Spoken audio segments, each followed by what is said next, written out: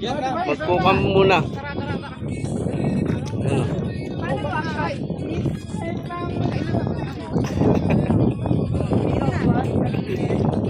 Magtititok muna. Oh.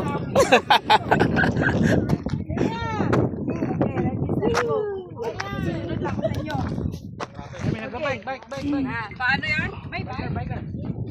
Saan? Ayan na, bikers. Bike. Sa daan. Mamaya.